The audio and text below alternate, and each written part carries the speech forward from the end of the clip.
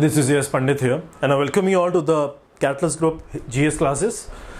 Last जो हमने 17 class की हैं उसमें लास्ट जो हमने क्लास की थी 17th वाली, उसके अंदर हम लोगों ने ये देख लिया था कि भाई रिवॉल्यूशनरी एक्टिविटीज स्टार्ट हो गई थी, तहलके मचने लग गए थे। भगत सिंह जी, सुखदेव और राजगुरु इन लोगों ने मिलके कुछ प्लानिंग की थी।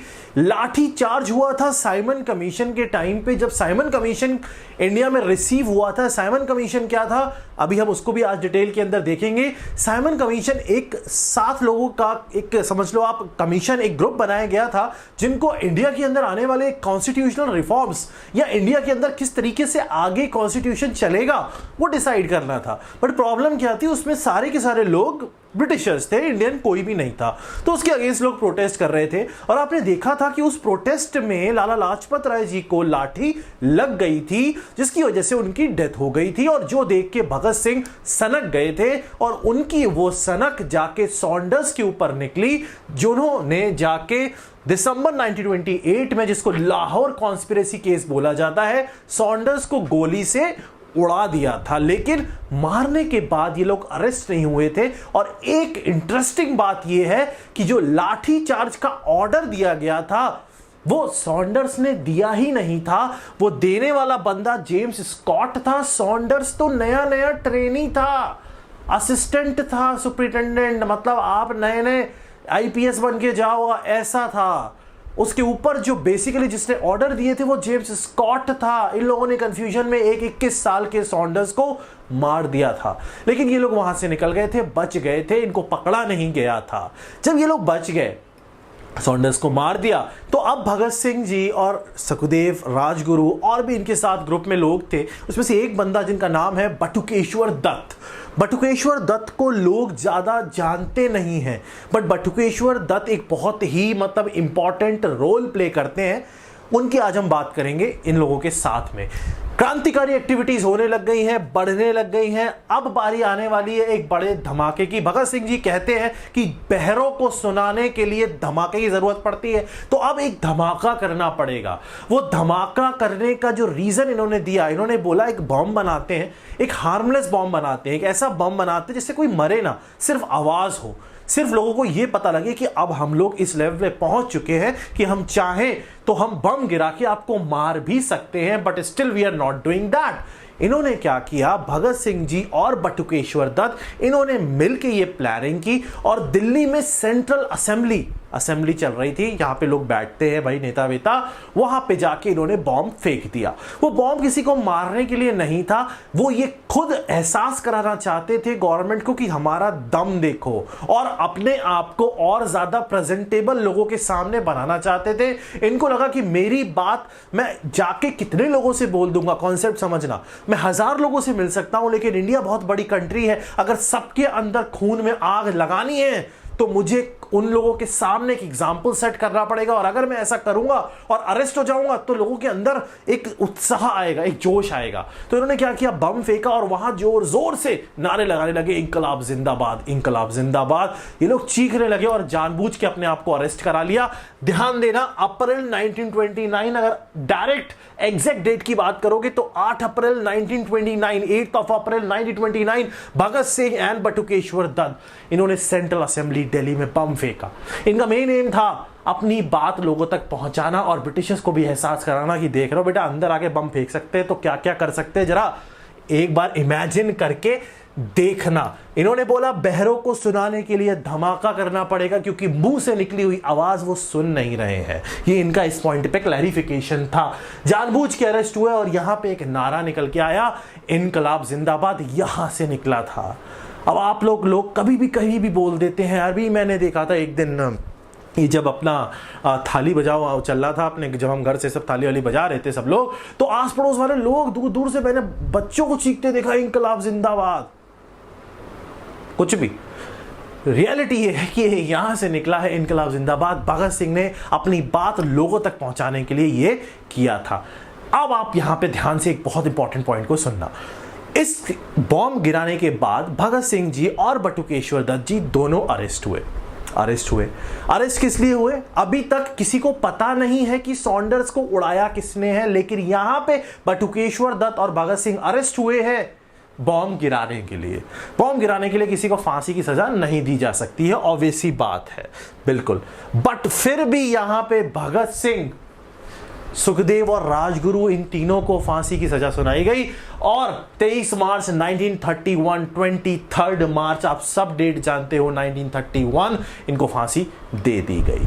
तो फिर इनको फांसी क्यों दी गई? जब ये केस चल रहा था तो वहां पे ये बात निकल के आई कि भैया यही वो बंदा है जिसने सॉन्डर्स को मारा है। तो केस चला किसी और बात से, खत्म किसी और बात पे हुआ, और ये द ट्रिब्यून न्यूज़पेपर उस टाइम भी था, आज भी है। मैं कुछ आर्टिकल्स लिखता हूं ट्रिब्यून के लिए। ये मुझे बहुत कुछ टाइम पहले ही पता लगा कि ट्रिब्यून इतना पुराना चलता आ रहा है। ट्रिब्यून में ये चीज निकली थी कि भगत सिंह, राजगुरु, सुखदेव, उस टाइम का न्यूज़पेपर निकाल के लाया हूं। देखो फिर से कितनी मेहनत कर रहा हूं मैं, मिल जाता है इंटरनेट पर आराम से। इन तीनों को फांसी दी गई। तो आपको यहां पे एक क्वेश्चन आता है, वो ये आता है कि भगत सिंह जी जब अरेस्ट हुए थे तो वो सॉन्डर्स के मर्डर के लिए अरेस्ट हुए थे या फिर बॉम्ब के लिए? तो आपको यहां पे ध्यान रखना है, वो अरेस्ट किसी और चीज के लिए हुए थे, पनिशमेंट किसी और चीज का उनको मिला था। अब यहां पे बटुकेश्वर दत्त जी का क्या हुआ? तो उनको रिलीज कर दिया गया था, क्योंकि उन्होंने तो मर्डर नहीं किया था, उन्होंने तो किसी को नहीं मारा था, तो उनको रिलीज कर दिया गया था। वो काफी लेट 1960s में जाके बीमारी से मरे थे, ट्यूबरक्लोसिस हो गया था उनको, उसकी वजह से उनकी डेथ हुई थी, लॉन्ग टर्म उनकी इलनेस चली थी। तो बटुकेश्वर दत्त जी को यहां पे सजा नहीं हुई थी, इस चीज का ध्यान रखना, क्योंकि उन्होंने बॉम्ब गिराया था, बॉम्ब से कोई मरा नहीं था। यहां पे 23 मार्च 1931 में यह हुआ था। बटुकेश्वर दत्त जी को इनको रिलीज कर दिया गया था। और आपको अब इस डेट के साथ साथ कुछ दो इंपॉर्टेंट पॉइंट है जो भगत सिंह जी से रिलेटेड याद रखने। पिछली क्लास देख लेना, बहुत ज्यादा, हद ज्यादा इंपॉर्टेंट है। एक्चुअली सारी क्लासेस इंपॉर्टेंट है, बट पिछली क्लास आज की क्लास से लिंक करके देखोगे थोड़ा सा आपको समझ में आएगी मैं बताना क्या चाह रहा हूं, क्योंकि अभी मैं साइमन कमीशन भी लेके आने वाला हूं इसी क्लास के अंदर। दो इंपॉर्टेंट पॉइंट आपको ध्यान रखने जो डायरेक्ट आपको ऑब्जेक्टिव के अंदर मिल सकते हैं। पहला, लाला लाजपत राय जी को भगत सिंह बहुत मानते थे, मैंने आपको बताया था, बहुत ज्यादा मानते थे, इतना कुछ मार दिया जाके उनके चक्कर में। बट भगत सिंह ने लाला लाजपत राय की एक चीज को देखा जिसकी वजह से उनको लगा ये भटक गए हैं। लाला लाजपत राय जी, मैंने आपको एक चीज समझाया था कि कांग्रेस के अंदर दो तरह के ग्रुप बने थे, और उन दो तरह के ग्रुप में जो प्रो चेंजर ग्रुप था, मैंने बताया था आपको, प्रो चेंजर और नो चेंजर्स। वो प्रो चेंजर्स ग्रुप में, प्रो चेंजर्स ग्रुप के अंदर भी रिस्पॉन्सिविस्ट और नॉन रिस्पॉन्सिविस्ट दो ग्रुप बन चुके थे। उसमें से रिस्पॉन्सिविस्ट, पिछली क्लास देख लेना, रिस्पॉन्सिविस्ट ग्रुप वो ग्रुप था जो हिंदू को ज्यादा फेवर करता था, एक्चुअली हिंदू को ही फेवर करता था। ऐसे लॉ बनाओ कि हिंदू को ज्यादा फेवर हो, मुस्लिम्स को फेवर ना हो, ऐसा वो, मतलब इस तरीके के उनके लॉ वो चाहते थे। कौन? रिस्पॉन्सिविस्ट। लाला लाजपत राय उनमें से एक लीडर थे।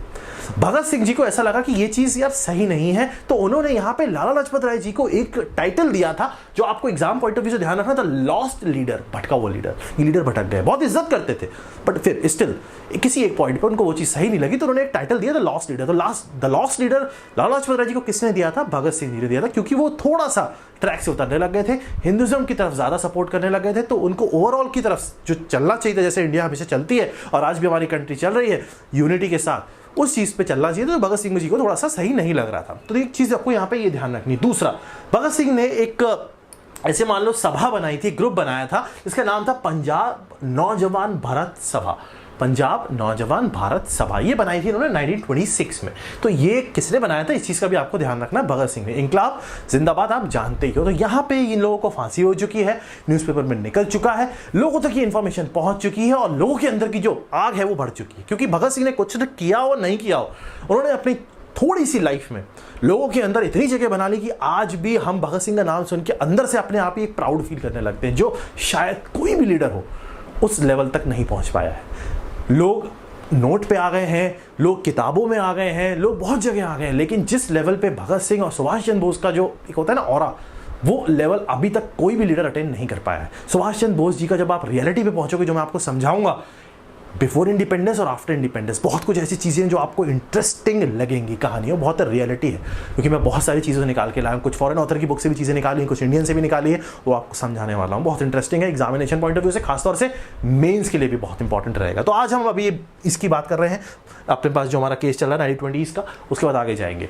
यहाँ पे भगत सिंह जी को फांसी हो चुकी है और लोगों के अंदर आग भड़क चुकी है, लोग गुस्सा करने वाले हैं। एक चीज़ आपको ध्यान रखना, यहाँ रिवॉल्यूशनरी एक्टिविटीज़ करने वाली सिर्फ भगत सिंह जी की ऑर्गेनाइजेशन नहीं थी, यहाँ यहाँ और भी ऑर्गेनाइजेशंस थी, जैसे फॉर एग्जांपल छोटी छोटी ऑर्गेनाइजेशन की अगर हम बात करेंगे जो एग्जाम में क्वेश्चंस आ सकते हैं, इसमें पहली ऑर्गेनाइजेशन जो बनी थी, जो रिवॉल्यूशनरी, जो क्रांतिकारी एक्टिविटीज कर रही थी, उसमें एक बहुत बड़ी एक्टिविटी थी जो काफी पिक्चर में आई थी, वो थी एक बंदा था जिसका नाम था गोपीनाथ। इन्होंने क्या किया, इन्होंने एक कलकत्ता के पुलिस कमिश्नर को मारने की कोशिश करी थी, हुआ नहीं था क्लियर, जिस कमिश्नर का नाम था चार्ल्स टेगार्ट।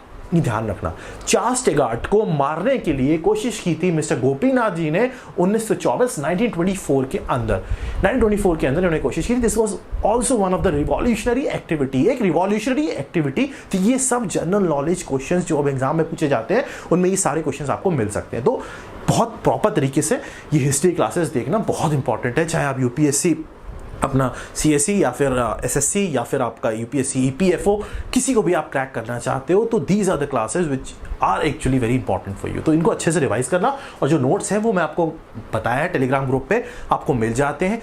वो नोट्स बच्चे बोल रहे थे सर हिंदी में दो इंग्लिश में दो, मैं आपको हिंदी इंग्लिश मिक्स देता हूँ, जैसे मैसेज करते हैं ना वैसे ही आपको टाइप करवा के खुद ही करके भेज देता हूँ, जो मैं बनाता था और बनाता हूँ, कुछ एडिशन करके मैं खुद आपको भिजवा देता हूँ। तो ग्रुप ज्वाइन कर लेना और नोट्स को बस अच्छे से रेफर करो, बाकी कुछ नहीं करना है, मैं आपको पूरा सब कुछ कायदे से यहीं पे कराने वाला हूँ। ज्योग्राफी पॉलिटी भी करते रहना। यहाँ पे गोपीनाथ जी के साथ हमें समझ में आ गया एक बहुत इंपॉर्टेंट रिवॉल्यूशनरी एक्टिविटी है जो हम मिस नहीं कर सकते, जिसमें मूवी भी बनी थी अभिषेक बच्चन की, चिट्टागोंग आर्मनी रेड।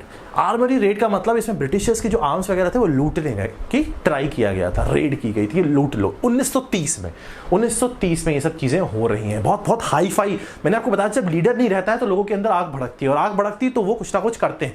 चिट्टागोंग जो है ये पहले एक्चुअली बंगाल के पार्ट में आता था, अभी बांग्लादेश के अंदर आता है, तो इनको बांग्लादेश में भी काफी इज्जत से देखा जाता है।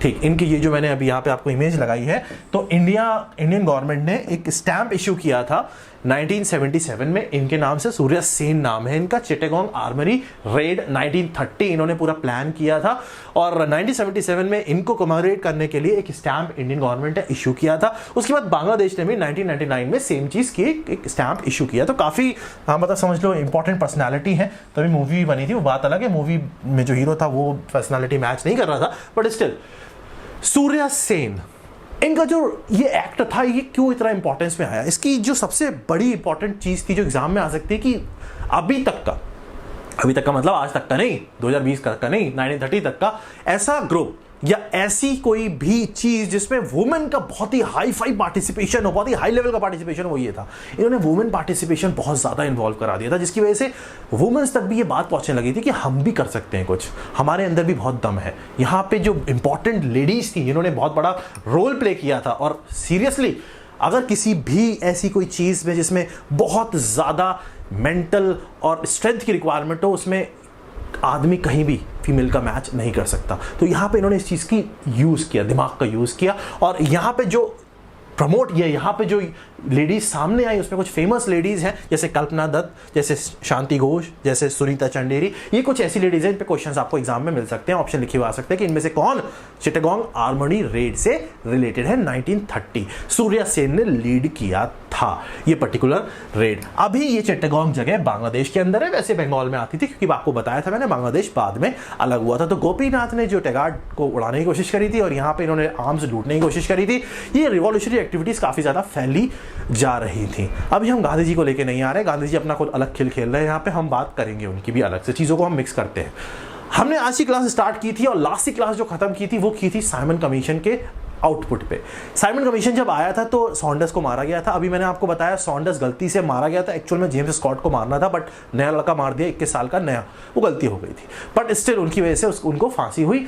अरेस्ट हुए थे वो किसी और चीज की वजह से, और फांसी किसी और चीज की वजह से हुई। उसके साथ साथ कुछ रिवॉल्यूशनरी एक्टिविटीज और चल रही थी जो अभी हमने देखी। क्लियर। इसके अलावा अगर हम बात करें जो इंपॉर्टेंट पॉइंट है आज की क्लास का भगत सिंह जी के बाद, वो है साइमन कमीशन। आज हम साइमन कमीशन का थोड़ा सा कॉन्सेप्ट पकड़ते हैं, क्योंकि Simon commission examination point of view से बहुत इंपॉर्टेंट है। ऑलमोस्ट हर ऑल्टरनेट ईयर में आपको एक क्वेश्चन इस पे से मिलता ही मिलता है, बहुत ही ज्यादा इंपॉर्टेंट है। साइमन, जॉन साइमन एक बंदा था, इसके नाम से कमीशन अपॉइंट किया गया। कमीशन अपॉइंट किया क्यों गया? एक्चुअली एक गवर्नमेंट ऑफ इंडिया एक्ट 1919 था, 1919। ये लोग क्या करते थे, ब्रिटिशर्स कोई ना कोई एक्ट निकाल के कि हम क्या क्या चेंजेस इंडियन सिस्टम में लाना चाहते हैं वो प्रोवाइड करते रहते थे कि अभी ये हो जाएगा। टॉफी देते रहते थे कि भैया ये लो टॉफी खाओ, खुश हो जाओ। मैंने आपको बताया था carrot and stick, carrot the carrot दिया, अगर खा लो तो ठीक है, वरना डंडा मारेंगे तो हम खा ही लेते थे। हमारा यार मारने से अच्छा कुछ तो मिल रहा है, टॉफी मिल रही, चॉकलेट नहीं तो टॉफी खाते हैं, है ना। तो ये बीच बीच में टॉफी देते रहते थे एक्ट की फॉर्म में। तो गवर्नमेंट ऑफ इंडिया एक्ट 1919 आया। एक्ट में सेपरेटली कवर करूंगा, आज की क्लास के बाद जो नेक्स्ट क्लास आएगी उसमें एक्ट ही कवर करूंगा, क्योंकि 1930 के बाद जो चीज होने वाली है वो चीजें काफ़ी ज़्यादा आप रिलेट कर पाओगे, क्योंकि आपने बहुत सारी कहानियां सुनी है और बहुत इंटरेस्टिंग चीज़ें, क्योंकि यहाँ पे सुभाष चंद्र बोस और महात्मा गांधी और इधर से जवाहरलाल नेहरू जी, ये सब लीडर्स, और इधर से जिन्ना, ये सब इकट्ठे आने वाले हैं। और फिर क्या होने वाला है वो हम बात करेंगे। यहाँ पे जब आपका साइमन कमीशन एक्चुअली था क्या, 1919 के अंदर जो गवर्नमेंट ऑफ इंडिया एक्ट आया था उसमें ये बोला गया था कि 10 साल के बाद आफ्टर 10 ईयर्स हम फिर से रिव्यू करेंगे इंडियन कॉन्स्टिट्यूशन को, जो हम बना रहे हैं, छोटे छोटे कॉन्स्टिट्यूशन रिफॉर्म्स को, और एक नया कुछ लेके आएंगे, आपके लिए बढ़िया टॉफी लेके आएंगे। 1919 में 1919 के 10 साल का बात बोली गई थी, मतलब बेसिकली 1929 में कॉन्स्टिट्यूशन रिफॉर्म्स आने चाहिए थे इंडिया के अंदर। बट इन्होंने क्या किया, 1927 में कमीशन अपॉइंट किया 7 लोगों का। ध्यान से सुनना, ध्यान से सुनना, कुछ नोट नहीं करना, सिर्फ सुनना। 7 लोगों का कमीशन अपॉइंट किया, ग्रुप अपॉइंट किया कि भाई बताओ इंडिया के अंदर क्या क्या चीजें करनी है। अब पॉइंट देखने वाला ये था कि जो 7 के 7 लोग थे ये सारे के सारे गोरे थे, मतलब ब्रिटिशर्स थे। इंडियंस को ये चीज अच्छी नहीं लगी, ऑब्वियस सी बात है, हमारे यहाँ रिफॉर्म्स लाने वाले, तो हमारे पास भी लीडर काफी सही सही हैं, इनमें से किसी एक दो को तो पकड़ो, बट नहीं पकड़े। तो इंडिया में भयंकर प्रोटेस्ट, लाला लाजपत राय जी को जो लाठी लगी थी दिसंबर, मैंने बताया था आपको, जब उसकी वजह से दिसंबर में सॉन्डर्स गया था, तो यहाँ पे बहुत हैवी प्रोटेस्ट चलने लगे। तो जब ये कमीशन अपॉइंट हुआ था तो इस कमीशन में 7 मेंबर थे, और सातों के सातों मेंबर जो थे वो एक्चुअल में ब्रिटिशर्स थे, जिसका काफी अपोज हुआ। 1919 में ये चीज बोली गई थी 10 साल बाद लाया जाएगा, बट ये 2 साल पहले, मतलब 1927 में 1927 में अपॉइंट कर दिया गया। और 1927 में अपॉइंट करने के बाद जब ये अपॉइंट कर दिया गया, उसके थोड़े से टाइम के बाद ही कांग्रेस का एक स्पेशल सेशन हुआ, जिसको बोलते हैं मद्रास सेशन ऑफ 1927। कांग्रेस, मैंने बताया था, बैठ जाते थे चाय पानी पी के, कुछ डिस्कशन करते थे, ये करेंगे वो करेंगे, करते कुछ थे नहीं। तो ये बैठ गए इंडियन नेशनल कांग्रेस के लोग, इन्होंने कहा 1927 में अपोज करेंगे भाई साहब, हम तो साइमन कमीशन को अपोज करेंगे। साइमन कमीशन को भयंकर अपोज मिला, ना कि सिर्फ कांग्रेस की तरफ से, बल्कि हिंदू महासभा, मुस्लिम लीग, जितने भी ऑर्गेनाइजेशन इंडिया की चल रही थी, चाहे किसी भी कम्युनिटी की हो, सबने अपोज किया साइमन कमीशन, बिकॉज ये इंडिया के लिए सच में अच्छा नहीं था। साइमन कमीशन इंडिया के अंदर रिसीव हुआ। रिसीव होने का मतलब था कि ये लोग पूरा सिस्टम बना के कि भाई ये रिफॉर्म किया जाएगा। 3 फरवरी 1927 में अपॉइंट हुआ था। क्वेश्चन आता है, फरवरी 1928 में इंडिया में आया। कहां पे आया? सबसे पहले बॉम्बे में रिसीव किया गया। और ज्यादा प्रोटेस्ट पहले से चलने शुरू हो गए थे 1927 से, बट 1928 में और भयंकर प्रोटेस्ट वगैरह होने लगे। सारे पार्टी गजब तरीके से अपोज करने लगी, भाई भगाओ भगाओ साइमन गो बैक, ये वो। और यहाँ पे लाठी लगी लाला लाजपत राय जी को, और उधर सॉन्डर्स निपटा दिया गया। तो ये सब चीजें यहाँ पे हो रही थी भयंकर तरीके से। बहुत ज्यादा गुस्सा, लोग बराए फिर रहे थे। तो ब्रिटिशर्स ने कहा, वहाँ सेक्रेटरी ऑफ स्टेट ने बोला कि बुलाओ भाई, तुम्हारा लीडर बुलाओ, कौन है बंदा जो सबसे तुम्हारे यहाँ ज्यादा दिमाग वाला बनता है, बुलाओ। तो लोगों ने कहा भाई साहब मोतीलाल नेहरू जी आप ही जाओ। ये काफी ज्यादा इंटेलेक्चुअल बनते थे और थे भी। इनको आगे बुलाया गया। तो सेक्रेटरी ऑफ स्टेट ने कहा ऐसा है अंकल या भाई साहब जो भी हो, आप एक काम करो, ये लोग बहुत ज़्यादा हल्ला बना रहे हैं, आप ही बताओ कि क्या कॉन्स्टिट्यूशन रिफॉर्म चाहिए। लेकिन एक चीज़ ध्यान रखना, पहले मेरी बात ध्यान रखना, सुनना बहुत ध्यान से, बहुत ध्यान से सुनना, सब चीज़ कनेक्टेड है। 1927 में कमीशन आ गया है, 1928 में बवाल मच रहा है और ये घर पे पहुंच चुका है, मतलब बॉम्बे में आ चुका है। 1928 में जब बवाल बहुत ज़्यादा बढ़ गए हैं, उधर सॉन्डर्स ने गया है, सब कुछ बवाल बहुत गजब तरीके से होने लग गया है। तो अब यहाँ पे सिस्टम कुछ ऐसा बन रहा है, अब यहाँ पे सिस्टम कुछ ऐसा बन रहा है कि ब्रिटिशर्स ने ये कहा कि ये जो प्रोटेस्ट वगैरह बहुत ज़्यादा चल रहे हैं, अब आप एक बात बताओ कि आपको चाहिए क्या, आप पहले मुझे बताओ, लिख के दो, लिस्ट आउट करके दो कि आपको क्या क्या चीज़ें चाहिए। और एक चीज़ ध्यान रखना, जो जो चीज़ें आप लिख के दोगे ना, वो सिर्फ कांग्रेस ही नहीं, सारे ग्रुप, जितने भी आपके ग्रुप है ना, सब लोग हाँ बोलेंगे तो हम मान लेंगे। ब्रिटिशर्स बहुत चालू, ब्रिटिशर्स को पता था इंडिया में यूनिटी तो है नहीं, यहाँ हिंदू हिंदू का सोचता है, मुस्लिम मुस्लिम का सोचता है, एक दूसरे का सोचते नहीं, आपस में लड़ते रहते हैं, तो ये एक दूसरे की पॉजिटिव तो सोचेंगे ही नहीं। तो इन्होंने कहा आप अगर रिपोर्ट लिख के देते हो, सारी पार्टी, चाहे वो महासभा हो, हिंदू महासभा हो, चाहे मुस्लिम लीग हो, चाहे कांग्रेस हो, सब उस पर साइन मार के राइट बोलेंगे तो हम उसको पास कर देंगे। तो इन्होंने कहा ठीक है, मोतीलाल नेहरू जी ने कहा हम कोशिश करते हैं, विल ट्राई। तो इन्होंने एक रिपोर्ट बनाई, इसको बोलते हैं Nehru report, the Nehru report 1928। इनकी रिपोर्ट के अंदर जो पहला पॉइंट था, सुनना, वो ये था डोमिनियन स्टेटस। देखो डोमिनेंट स्टेटस का मतलब क्या होता है कि भैया इंडिया को डोमिनेंट स्टेटस देने का मतलब ये है कि आप छोड़ के मत जाओ। 2 तरीके की चीजें होती हैं, एक तो क्या बाहर निकल लो हमको संभाल लेंगे, एक होता है तुम रहो, थोड़े बहुत राइट्स हमें दे दो। तो इन्होंने पहला पॉइंट लिख के देगा, इनको ये लगा कि ब्रिटिशर्स ऐसे तो मैं कहूंगा कि भाग जाओ तो भागेंगे नहीं, ऑब्वियस सी बात है, तो ठीक है हम थोड़ा बहुत एडजस्टमेंट करके चीज को लेके आते हैं। इन्होंने कहा डोमिनेंट स्टेटस दे दो, मतलब हमें छोड़ के मत जाओ, आप ही कंट्रोल करो, बस थोड़े बहुत राइट सबको बांट दो, है ना। ठीक, दूसरा पॉइंट इन्होंने कहा सेपरेट इलेक्टोरेट्स की जो बात चल रही थी। देखो ये लोग क्या करते थे, Britishers divide and rule policy कहीं ना कहीं डायरेक्टली चलाते थे, क्योंकि इनको पता था जहां हिंदू मुस्लिम मिल गए वहां बवाल हो जाएगा, क्योंकि ये बहुत बड़ा ग्रुप है इंडिया का, बहुत सारे लोग हैं, हिंदू मुस्लिम मिल गए तो हमें भगा देंगे, तो इनको आपस में लड़ाओगे, बिजी रहे, हम अपना काम करते रहे। तो ये दोनों को लड़ाने के लिए किसी एक को टॉफी देते थे, दूसरे से छीन लेते थे, ऐसे करते थे। तो इन्होंने एक सिस्टम बनाया था सेपरेट इलेक्टोरेट्स का, मतलब मुस्लिम को वोट देगा, हिंदू को वोट देगा, दोनों अलग अलग अपनी सीट जो इलेक्शन वाली है वो लड़ेंगे, मतलब हिंदू मुस्लिम को नहीं वोट करेगा, इस टाइप से। तो यहां पे नेहरू रिपोर्ट के अंदर इस चीज को रिजेक्ट किया गया कि ऐसा नहीं है, हर कोई किसी को वोट कर सकता है, ऐसा सिस्टम बनाया जाए, ध्यान रखना। तीसरा पॉइंट, लेकिन माइनॉरिटीज को रिजर्वेशन मिले, मतलब मुस्लिम्स को रिजर्वेशन मिल दिया जाए, ऐसा इन्होंने बोला। ठीक है। लिंग्विस्टिक प्रोविंसेस, मतलब जो स्टेट्स है, जो प्रोविंसेस है, वो लैंग्वेज के बेस पे डिवाइड किया जाए। देखो अभी तक स्टेट्स अलग तरीके से, प्रॉपर तरीके से बनी नहीं है ना, जैसे हैदराबाद, ये सब अपने पास है नहीं अभी इंडिया में। इनकी हम अलग अलग कहानी है बड़ी शानदार कि कौन सी स्टेट को कैसे एनेक्स किया गया। वल्लभ भाई पटेल जी गजब ही दिमाग भाई साहब, समझेंगे। लिंग्विस्टिक प्रोविंशियल, लैंग्वेज के बेस पे प्रोविंशियल, मतलब अलग अलग स्टेट्स को बनाया जाए। नेक्स्ट पॉइंट रखा गया कि भैया जो अपना प्रोटेक्शन होगा ना माइनॉरिटीज का, खासतौर से मुस्लिम्स के रिलीजियस और कल्चरल राइट्स को पूरी तरीके से प्रोटेक्ट किया जाए। अब यहां पे आ गई बात, हिंदू महासभा ने इस पॉइंट को कर दिया रिजेक्ट, इसकी वजह से पूरी रिपोर्ट हो गई रिजेक्ट। अब ब्रिटिशर्स ने कहा था पूरी रिपोर्ट सब टिक करेंगे तभी हम पास करेंगे, बट हिंदू महासभा ने मना कर दिया, ये कैसे हो जाएगा, या तो आपस में पहले लड़े बड़े सब, है ना, ब्रिटिशर्स पहले लड़ा चुके, तभी तो ऐसे काम करते थे। उसके बाद last, western concept of secularism. देखो कॉन्सेप्ट ऑफ सेकुलरिज्म दो होता है, ध्यान से सुनना। ये लोग पहले मानते थे कि वेस्टर्न कॉन्सेप्ट ऑफ सेकुलरिज्म हमारे पास आना चाहिए, क्योंकि हमें मॉडर्न कॉन्सेप्ट ऑफ सेकुलरिज्म पता नहीं था, जो बाहरी कंट्रीज में होता था हम वही चीज फॉलो करते थे। अब बाहरी कंट्रीज में क्या होता था, सेकुलरिज्म के दो कॉन्सेप्ट होते हैं, एक होता है वेस्टर्न बाहर वाला, एक होता है अपना इंडियन जो अभी आज है। बाहर वाला कॉन्सेप्ट ये कहता है कि जो स्टेट है, जो गवर्नमेंट है, वो किसी भी रिलीजन में इंटरफेयर नहीं करेगी, उसको कोई लेना देना नहीं होगा किसी रिलीजन से। दो बात को ध्यान से समझना, किसी भी रिलीजन से लेना देना नहीं होगा।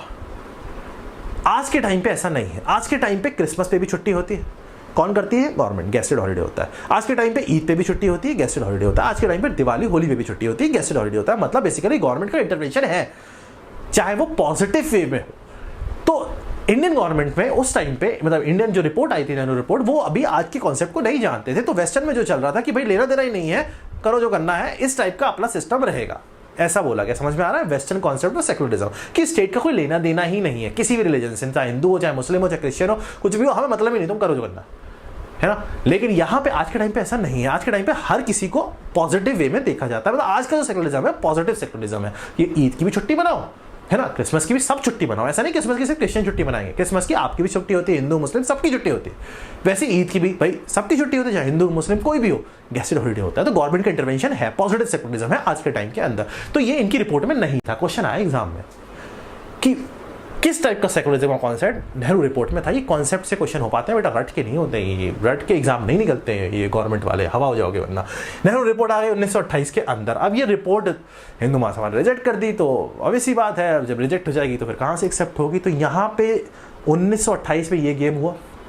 1930 में चिट्टागोंग आर्मरी रेड हुई, रिवॉल्यूशनरी एक्टिविटीज चलती चली जा रही हैं। यहाँ पे ये जो इंटेलेक्चुअल लोग हैं, मोतीलाल नेहरू टाइप के लोग हैं, ये गवर्नमेंट के साथ बात करने की कोशिश कर रहे हैं, चीज़ें चेंज करवाने की कोशिश कर रहे हैं, बट वो चेंज करवा नहीं पा रहे हैं। साइमन कमीशन आ चुका है, बवाल मच चुका है, लाला लाजपत राय जी की डेथ हो चुकी है, भगत सिंह जो बहुत ही उस समय यूथ के काफ़ी ज़्यादा, मतलब समझ लो आइडियल लीडर हुआ करते थे, उनकी भी डेथ हो चुकी है, बवाल बहुत ज़्यादा मच चुका है। बट इस टाइम पे कुछ ऐसे लीडर इमर्ज होने वाले हैं जो चीज़ों को डायरेक्शन चेंज करके ब्रिटिशर्स के सर के पीछे जाके ऐसे मार के आएंगे। मतलब सामने से अटैक करने की जरूरत नहीं है, दिमाग लगा के पीछे से अटैक करके ऐसे मारने वाला अब लीडर आने वाला है। कौन आने वाला है उसकी हम बात करेंगे, लेकिन आज की क्लास रिवाइज कर लो। 1930 तक का जो पीरियड हो गया ये बहुत इंपॉर्टेंट पीरियड होता है। अब 1930 से सीधा 1947 तक हम जाएंगे। उससे पहले हम एक क्लास करेंगे एक्ट की, जिसके अंदर हम सारे एक्ट अभी तक के कवर कर लेंगे कॉन्सेप्ट के साथ। टॉफी जो ब्रिटिशर्स ने दी है, पहले दी थी हाजमोला कैंडी, उस पहले थी स्वाद आती थी ना, बहुत बढ़िया आती थी, मैं बढ़िया लगती थी। उसके बाद आई हजमोला कैंडी, उसके बाद आई एक एल्पेनलिबे, उसके बाद आई अपनी ये, उसके बाद आई एक्लेयर, और अभी जो आती होंगी पता नहीं, मैं खाता नहीं हूँ, आते आपको पता होगा। तो टॉफी का जो वर्जन है, वो टॉफी के सारे वर्जन हम देखेंगे कि ब्रिटिशर्स ने क्या क्या गोली खिलाई है, वो सारे हम एक्ट की क्लास में देखेंगे। और एक क्लास में सारे एक्ट रटवा दूंगा, इसकी गारंटी मेरी है। बस जैसे कहानी समझाऊं वैसे ही समझते चले जाना। क्लास को रिवाइज कर लो पूरी 18 के 18, क्योंकि अब जो क्लास आएगी वो क्लास मॉडर्न का भी एक मॉडर्न वर्जन होगा बिफोर इंडिपेंडेंस का। आफ्टर इंडिपेंडेंस की भी कुछ क्लासेस मैं आपको लूंगा यहाँ पे, मतलब हिस्ट्री पूरी कवर होगी। उसके बाद इकोनॉमिक्स की बहुत डिमांड आ रही थी, तो मैंने डिसाइड किया है कि 3.5 लाख सब्सक्राइबर होते ही इकोनॉमिक्स भी स्टार्ट कर देंगे, तब तक अपना एक सब्जेक्ट भी निपट चुका होगा। क्योंकि इकोनॉमिक्स भी इंटरेस्टिंग, क्योंकि साइंस बैकग्राउंड से हूँ मैं, इंजीनियरिंग बैकग्राउंड से, तो इकोनॉमिक्स पढ़ाने में और मज़ा आएगा, पढ़ने में भी आता था। तो मिलते हैं नेक्स्ट क्लास के अंदर। टेलीग्राम ग्रुप ज्वाइन कर लेना, और लेक्चर अच्छा लगता है तो जूनियर्स को खास तौर से, जो बच्चे हैं स्कूल के हैं बच्चे, उन लोगों तक जरूर पहुंचाना। क्योंकि क्या होता है ना, कुछ बच्चे बचपन से तैयारी करना चाहते हैं कि भाई हम 12th के, बहुत सारे बच्चों के मैसेज आते हैं सर हम 12th के बाद तैयारी कैसे करेंगे, तो उन तक ये लेक्चर्स पहुंचाओ, उनको भी पता लगे कैसे पढ़ना होता है, कैसे करना होता है। आप लोगों को अगर कोई चीज़ लेट पता लगती है ना, तो किसी और को पहले दे दोगे तो वो बहुत अच्छी चीज़ है। जितनी चीज़ें लोगों, जितनी इन्फॉर्मेशन, जितनी नॉलेज पढ़ के जाते हो, किसी को पढ़ाया करो जाके, किसी ऐसे इंसान को पढ़ाया करो जो बेचारा कोचिंग नहीं कर सकता, जो बेचारा नेट तक एफर्ट नहीं कर सकता, मोबाइल तक, पढ़ाया करो उसको। ऐसी चीज़ें करोगे आपको सेटिस्फेक्शन मिलेगा, और पढ़ाने के बाद आपकी नॉलेज 10 गुना हो जाएगी। देखना। Thank you.